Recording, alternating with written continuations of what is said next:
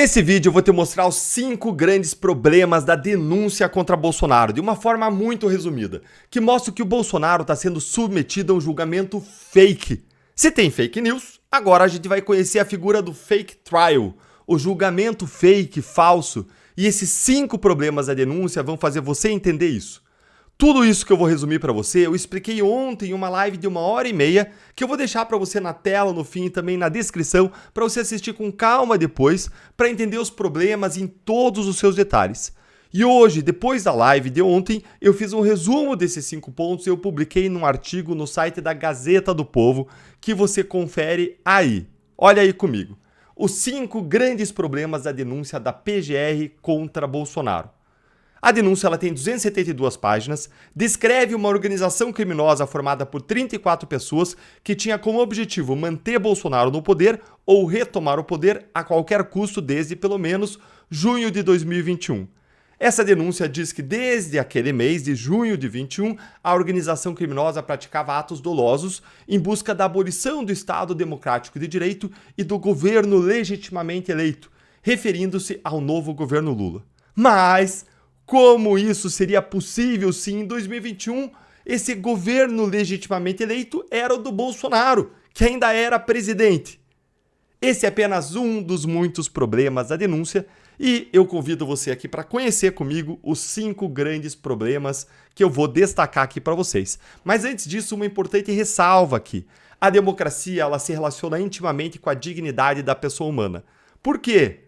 Porque se relaciona com o valor imanente do ser humano de determinar nosso destino, de termos a liberdade de determinar nosso destino. Ela se relaciona ainda com a igualdade de todos perante a lei. Um homem, um voto. Por isso, golpes de Estado, intervenções militares, ditaduras e quaisquer planos de homicídio devem ser repudiados de maneira enfática por todos. Mas especialmente por quem se considera de direita, lei e ordem, patriota, conservador, cristão. Eventuais crimes devem ser sim punidos, mas sempre de acordo com o que a lei diz e não de acordo com o que os ministros do STF têm na sua cabeça ou gostariam que a lei fosse. E a lei penal brasileira, nesse caso, ela não pune cogitação, não pune pensamentos, não pune planos não executados, como a gente vai ver aqui a seguir. Vamos lá para os 5 pontos? Tá preparado? Vamos lá. Primeiro problema grande da denúncia. É a base da denúncia, a delação premiada de Mauro Cid.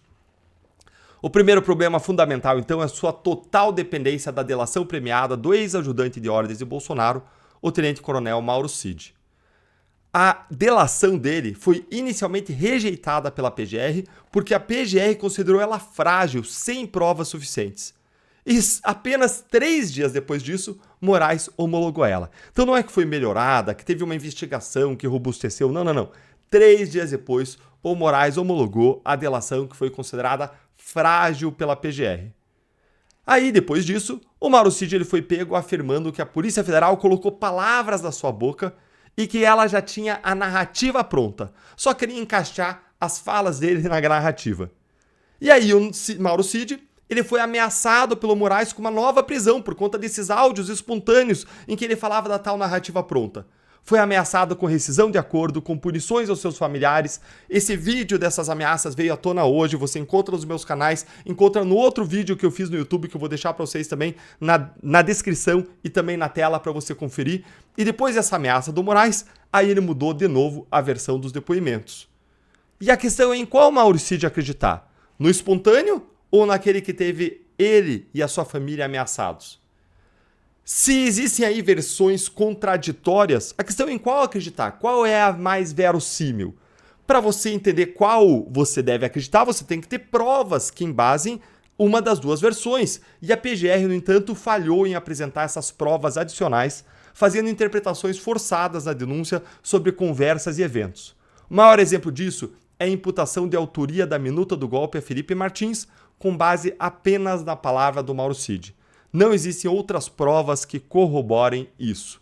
Existem outros exemplos disso, dessa base exclusiva ou quase exclusiva na teoria, nas falas do Mauro Cid, que eu mostro lá no artigo, mas depois você confere com mais calma, porque aqui eu quero apresentar uma versão resumida aqui para vocês. Esse aí foi o primeiro problema. A base preponderante da denúncia ser em cima da delação do Mauro Cid. Vamos para o segundo problema. A tentativa de golpe de Estado nunca foi executada. A PGR admite em várias passagens que o golpe nunca chegou a ser executado porque as Forças Armadas não aderiram ao suposto plano. Os crimes de abolição violenta do Estado Democrático de Direito, o crime de golpe de Estado, os dois estão lá no Código Penal e pela redação deles na lei penal, eles exigem para sua configuração que eles sejam praticados por meio de violência ou grave ameaça. Se não existiu o emprego nem de violência nem de grave ameaça, todas as etapas anteriores apresentadas pela PGR, como reuniões para discutir o plano de ação, minutas de golpe, planos escritos, mensagem WhatsApp, campanhas para desacreditar o processo eleitoral, bravatas, tudo isso é fato preparatório impunível que não tem relevância penal. Gente, isso aqui não é minha opinião, é o que a lei diz, é o que toda a teoria, toda a legislação penal, toda a história do direito penal diz. Você só tem ato executório quando a pessoa passa a executar o crime como descrito na lei penal. E a lei penal exige que para a prática desse crime ele tem que ser praticado mediante violência ou grave ameaça. Então, se você não tem violência ou grave ameaça, você não tem atos executórios para fins da lei penal. Ah, Deltan, mas teve uma redação, uma execução ali de uma datilografia de uma minuta de golpe. Mas isso não é execução para fins da lei penal, que define como execução você realizar a conduta descrita na lei penal e a lei penal exige violência ou grave ameaça. É aquilo que a gente chama de crime de conduta vinculada. Só pode ser feita esse crime por meio desse método descrito na lei penal. Violência ou grave ameaça. Além disso, existem várias provas de que houve desistência voluntária dos envolvidos em vários momentos ao perceberem que Bolsonaro não agiria e que as Forças Armadas não adeririam ao golpe. Então existem aí, em vários momentos da denúncia prova de que houve desistência voluntária. A desistência voluntária é uma regra da lei penal que impede a punição de uma pessoa quando ela voluntariamente desiste de executar um plano criminoso, quando ela abandona o plano. O motivo da desistência, gente, é absolutamente irrelevante para a lei penal. Pode ter sido um receio de punição, a falta de adesão de terceiros ao plano, o que for.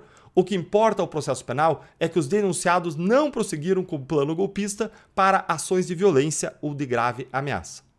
Então você já tem aí dois problemas.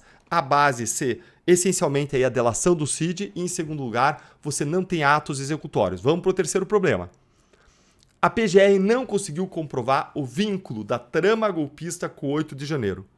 A denúncia é incapaz de demonstrar uma conexão concreta entre Bolsonaro e os atos de vandalismo ocorridos no 8 de janeiro. Não existem mensagens, áudios, qualquer prova de que o ex-presidente tenha orientado manifestantes a invadir a Praça dos Três Poderes. O próprio diretor-geral da Polícia Federal admitiu recentemente que não houve um financiamento centralizado dos atos, o que confirma que as ações foram orgânicas, foram descentralizadas, sem um planejamento central. Aliás, o Bolsonaro nem estava no Brasil na época da manifestação. Não é crível que o ator central do golpe de Estado observasse o seu próprio golpe do exterior, em silêncio. Gente, em que golpe do mundo que isso aconteceu?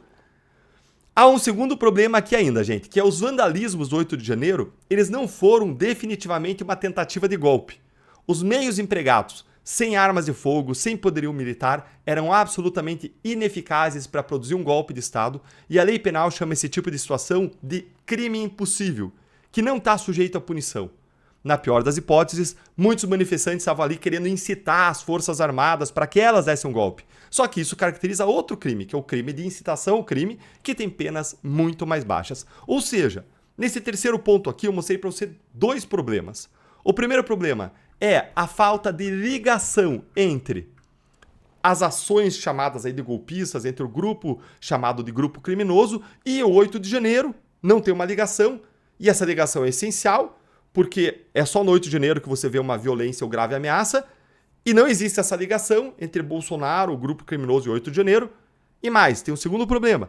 O 8 de janeiro não era um golpe, ele não tinha uma potencialidade de efetivar um golpe, derrubada de Estado Democrático de Direito. A lei penal chama essa situação de crime impossível, ou seja, não existiria aí esse golpe aí, como eles querem dizer. Então você tem dois problemas aqui nesse ponto 3 que eu mostrei para vocês.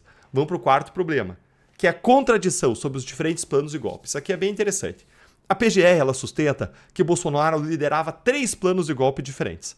O da minuta do golpe, que previa a decretação do estado de defesa e a prisão de Alexandre de Moraes.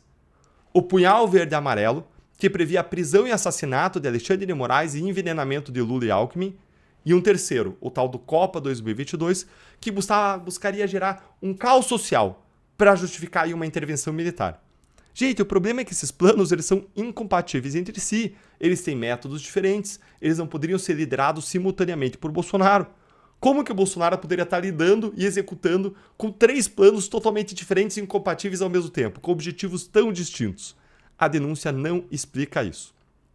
Vamos para o quinto grande problema, que é um problema que transcorre em toda a denúncia, ele é transversal a toda a denúncia, que é a criminalização da liberdade de expressão e do direito de crítica. A denúncia ela tenta transformar críticas ao sistema eleitoral e ao governo em prova de intenção golpista, mais até em prova de ações golpistas. A denúncia trata as críticas ao sistema eleitoral como ações que fazem parte da trama golpista. Porém, criticar o STF, as urnas, o sistema eleitoral brasileiro não é crime, nem é ilegal segundo as leis brasileiras. Também não é crime espalhar fake news ou desinformação, que sequer são conceitos que existem na lei brasileira. As instituições públicas devem estar sujeitas a questionamentos e ninguém é obrigado a acreditar ou desacreditar em uma coisa ou outra. Isso deriva de um princípio básico da nossa Constituição, do nosso pacto coletivo, que é o princípio da legalidade, que reconhece um espaço de liberdade dos cidadãos fora daquele espaço restrito que a lei proíbe. Se a lei não proíbe, é permitido. A PGR constrói uma narrativa implausível, segundo a qual qualquer dúvida sobre a lisura do processo eleitoral é automaticamente um indício de conspiração criminosa. Além disso, a PGR não exclui a hipótese alternativa. Qual é a hipótese alternativa? A de que as pessoas envolvidas ali, elas acreditavam sinceramente em uma possível fraude, por mais que possam existir evidências em contrário.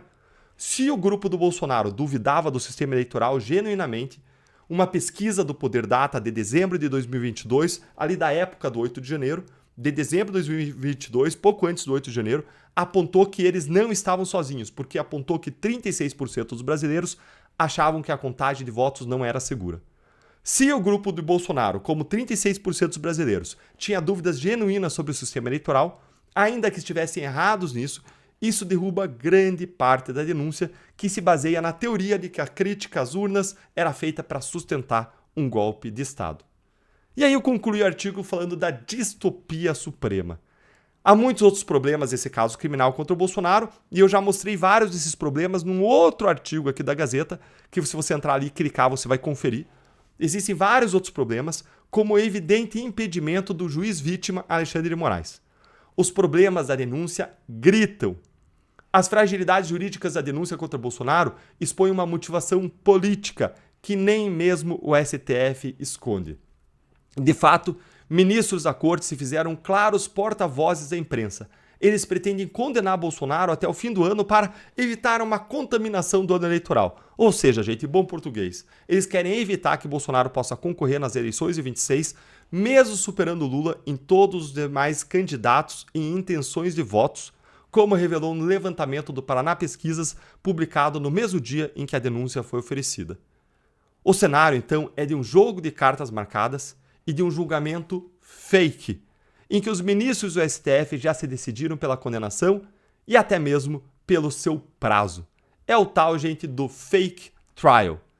Para você conferir esse artigo aqui na íntegra e os outros artigos, como esse aqui que eu indiquei para você, que aponta outras falhas do caso contra Bolsonaro, eu quero convidar você para assinar a Gazeta do Povo. A Gazeta do Povo é um jornal em que não só você vai ter acesso a tudo isso aqui, a todo o conteúdo da Gazeta de modo ilimitado, aos artigos do Guzzo, do Nicolas Ferreira, do Marcel Van Hatten, mas é um jornal que defende os valores de direito e cristãos. É um jornal que não recebe verba pública e que patrocina o nosso canal aqui, fazendo acontecer vídeos gratuitos como esse aqui que você está assistindo. Para assinar com a promoção para quem segue aqui o canal, custa só R$ 5,00 por mês nos primeiros 6 meses e você cancela quando quiser. É só acessar agora, mirando com a câmera, aqui no QR Code aqui que eu vou mostrar para vocês na tela. Só se mirar aqui no QR Code da tela. Ou então você entra, digita aí, gazetadopovo.com.br/Deltan. Eu vou repetir, gazetadopovo.com.br/Deltan e você vai cair nesse site aqui, ó. E aqui você clica em assine agora e você vai conseguir fazer parte dessa comunidade de apoiadores do trabalho da Gazeta, da qual eu tenho a honra, orgulho, a alegria de fazer parte há muitos anos. Eu espero você lá dentro da Gazeta. Até já!